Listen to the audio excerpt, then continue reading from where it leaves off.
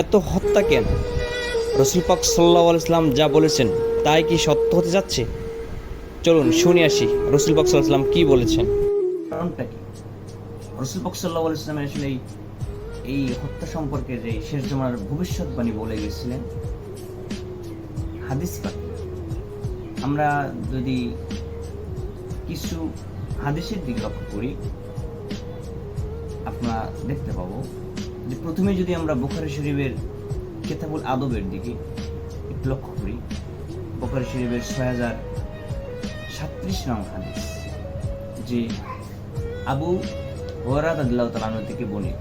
তিনি বলেন যে রাসূল পাক সাল্লাল্লাহু আলাইহি ওয়াসাল্লাম বলেছেন, ইয়াতাকারাবুজ জামান ওয়া ইয়ানকুসুল আমালু ওয়া ইয়ালকুশু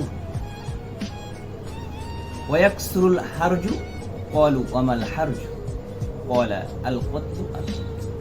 যে রাসূল পাক সাল্লাল্লাহু আলাইহি ওয়াসাল্লাম বললেন যে যখন শেষ জমানা উপনীত হবে তখন মানুষের আমল কমে যাবে এবং মানুষের অন্তর কৃপণতায় ভরে যাবে, অর্থাৎ ঢেলে দেওয়া হবে তাকে অন্তর কৃপণতা।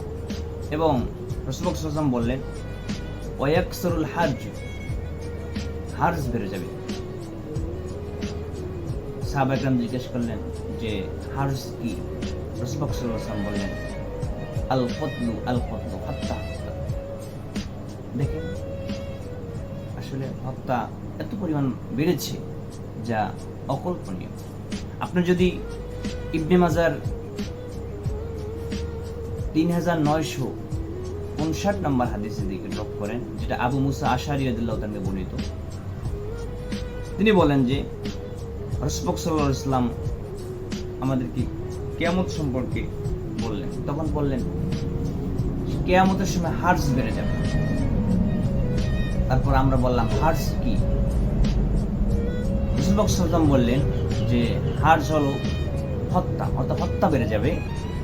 এবং কিছু সাহাবী বললেন যে আমরা তো অনেক মুশরিকদেরকে হত্যা করি, এটা কি